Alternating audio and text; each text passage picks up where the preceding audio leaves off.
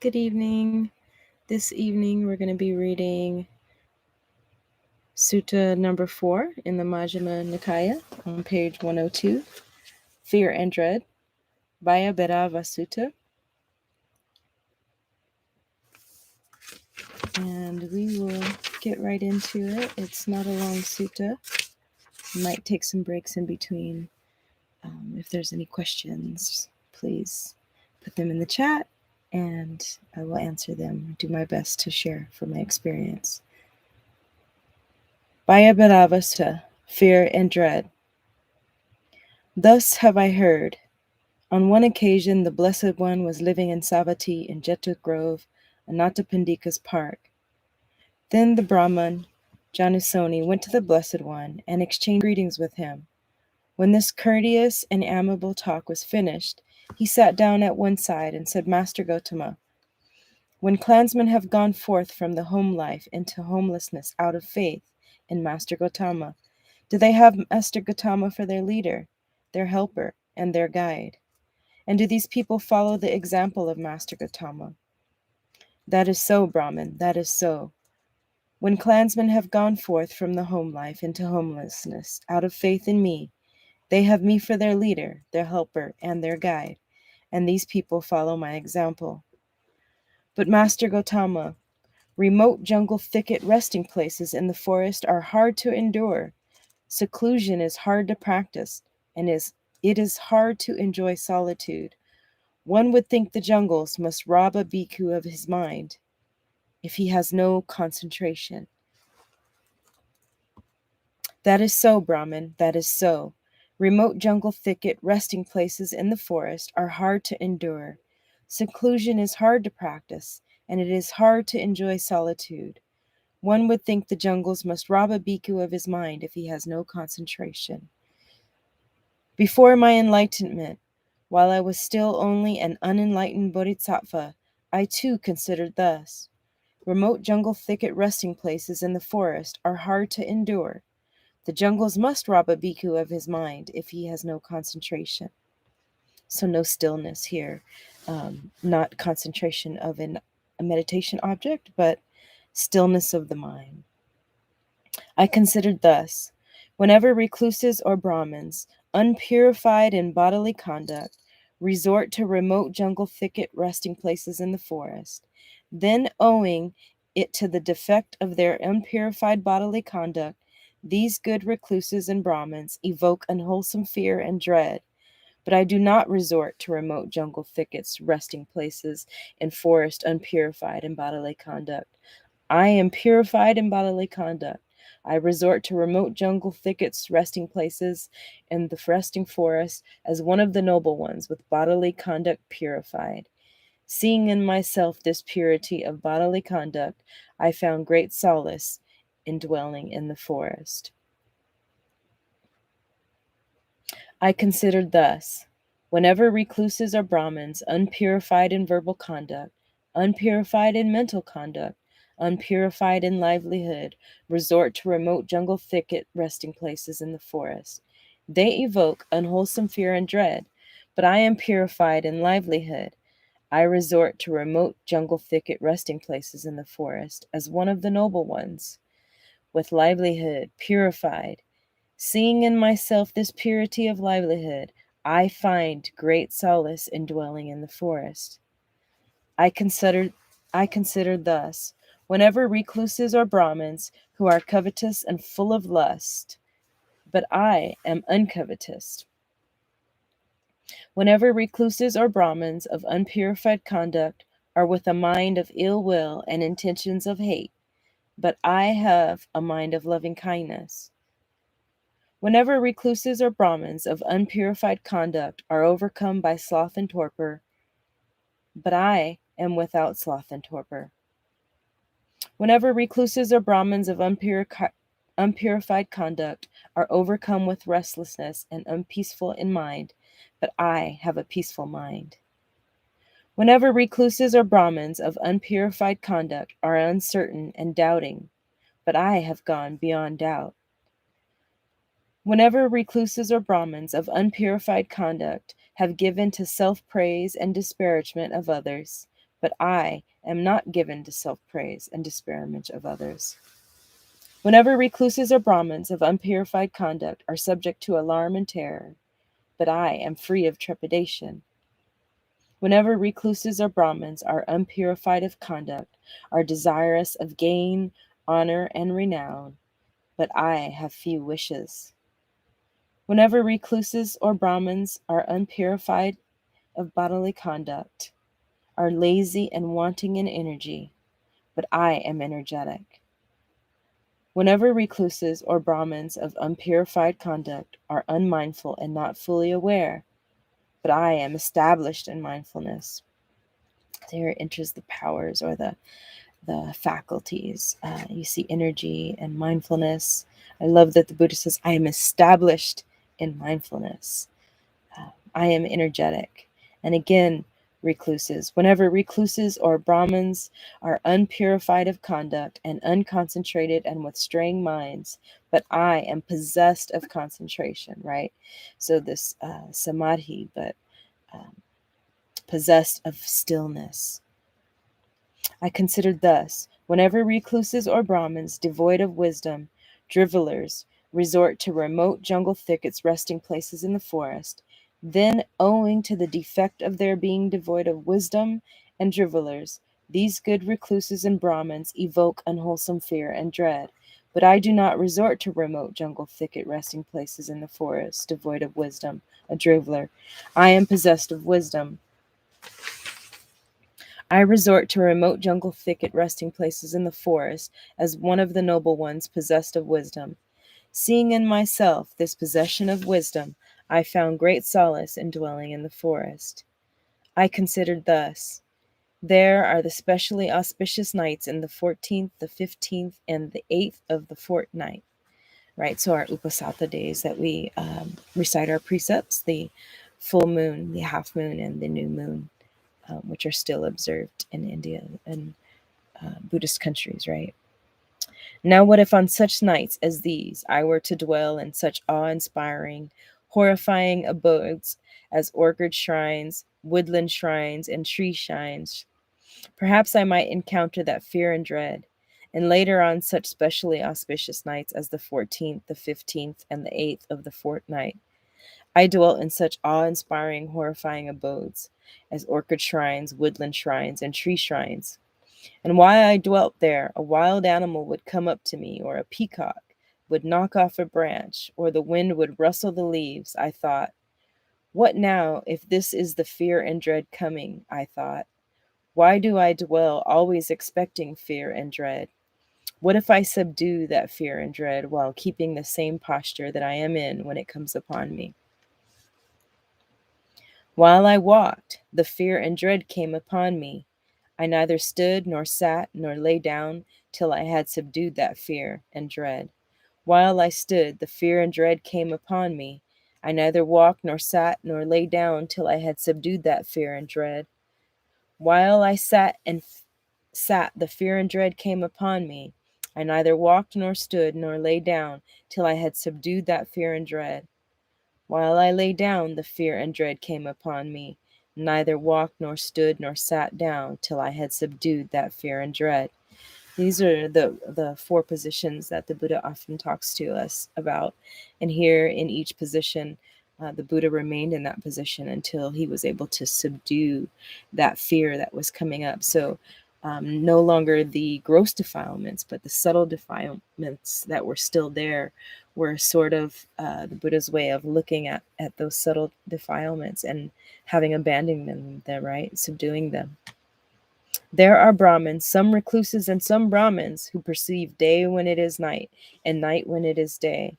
I say that on their part this is an abiding in delusion. But I perceive night when it is night, and day when it is day. Rightly speaking, were it to be said of anyone, a being not subject to delusion has appeared in the world for the welfare and happiness of many, out of compassion for the world, for the good welfare and happiness of gods and humans. It is of me indeed that, rightly speaking, this should be said. Tireless energy was aroused in me, and unremitting mindfulness was established. My body was tranquil and untroubled, my mind concentrated and unified. Quiet, secluded from sensual pleasures, secluded from unwholesome states, I entered upon and abided in the first jhana, which is accompanied by applied and sustained thought, with rapture and pleasure born of seclusion. With the stilling of applied and sustained thought, I entered upon and abided into the second of confidence and silencelessness of mind, without with rapture and pleasure born of concentration. Away as well of rapture, I abided in equanimity and mindful and fully aware, still feeling pleasure with the body, entered upon and abided in the third jhana, on account of which noble ones announce, he has a pleasant abiding, who has equanimity and is mindful. With the abandoning of pleasure and pain, and with the previous disappearance of joy and grief, I entered upon and abided in the fourth jhana, which has neither pain nor pleasure, and purity of mindfulness due to equanimity. When my mind concentrated, was thus purified, bright, unblemished, rid of imperfection, malleable, wieldy, steady, and attained to imperturbability, I directed it to knowledge of the recollection of past lives. I recollected my manifold past lives, that is, 1 birth, 2 births, 3 births, 4 births, 5 births, 10 births, 20 births, 30 births, 40 births, 50 births, 100 births, 1,000 births, 100,000 births, many eons of world contraction, many eons of world expansion, many eons of world contraction and expansion. There I was so named, of such a clan, with such an appearance. Such was my nutriment, such my experience of pleasure and pain, such my life term and passing away from there. I reappeared elsewhere, and there too I was so named of such a clan, with such an appearance, such was my nutriment, such my experience of pleasure and pain, such my life term and passing away from there. I reappeared here. Thus with their aspects and particulars, I recollected my manifold past lives. This was the first true knowledge attained by me in the first watch of the night. Ignorance was banished, and true knowledge arose. Darkness was banished, and light arose, as happens in one who abides diligent, ardent, and resolute. When my concentrated mind was thus purified, bright, unblemished, rid of imperfection, malleable, wieldy, steady, and attained to imperturbability, I directed it to knowledge of the passing away and reappearance of beings. With the divine eye, which is purified and surpasses the human, I saw beings passing away and reappearing, inferior and superior, fair and ugly, fortunate and unfortunate. I understood how beings pass on according to their actions thus. These worthy beings, who were conducted in body, speech, and mind, revelers of noble ones, wrong in their views, giving effect to wrong view in their actions on the dissolution of the body, after death have reappeared in a state of deprivation, in a bad destination, in perdition, even in hell. But these worthy beings, who were well conducted in body, speech, and mind, not revelers of noble ones, right in their views, giving effect to right view in their actions, on the dissolution of the body after death, have reappeared in a good destination, even in the heavenly world. Thus, with the divine eye, which is purified and surpasses the human, I saw beings passing away and reappearing, inferior and superior, fair and ugly, fortunate and unfortunate, and I understood how beings pass on according to their actions. This was the second true knowledge attained by me in the middle watch of the night. Ignorance was banished, and true knowledge arose. Darkness was banished, and light arose, as happens in one who abides diligent, ardent, and resolute.